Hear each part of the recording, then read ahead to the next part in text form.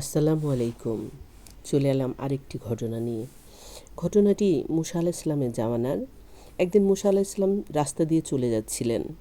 পথিমধ্যে তিনি পাহাড়ের আড়ালে একজন মুচিকে দেখতে পান। মুচিটি আকাশের দিকে তাকিয়ে কী যেন বলছিল।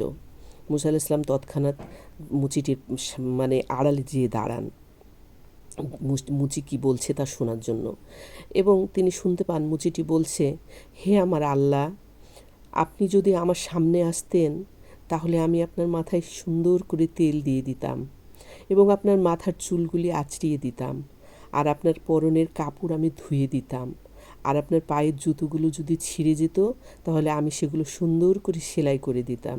আপনি কি আমার সামনে আসবেন না ইয়া রাব্বুল আলামিন?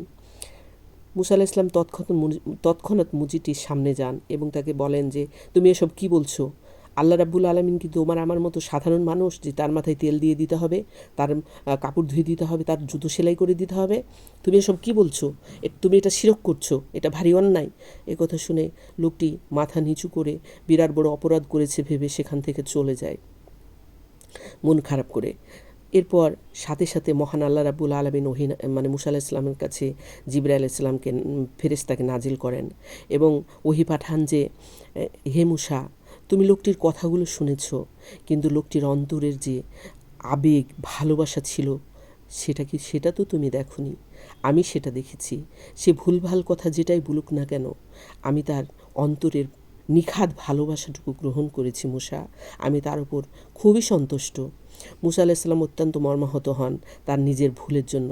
তিনি ছুটে যান লোকটিকে খোঁজার জন্য এবং লোকটিকে খুঁজে পেয়ে সে লোকটিকে জড়িয়ে ধরেন এবং বলেন, হে আমার ভাই, আপনার কথা আল্লাহ শুনেছেন এবং আপনার উপর অত্যন্ত সন্তুষ্ট হয়েছেন।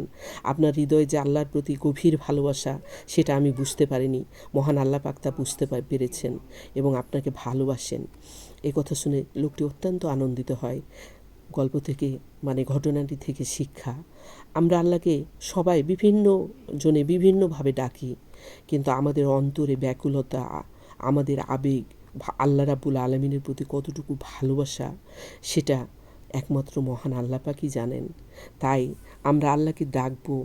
আমাদের কথা ভাষা হয়তো কারো ঠিক হতেও পারে, কারো নাও হতে পারে, কিন্তু আমাদের অন্তরের ভালোবাসাটুকু যেন নিখাদ হয়, আমরা সেদিকে খেয়াল রাখবো ইনশাআল্লাহ। আশা করি বুঝাতে পেরেছি। আসসালামু আলাইকুম ওয়া রাহমাতুল্লাহি ওয়া বারাকাতুহু।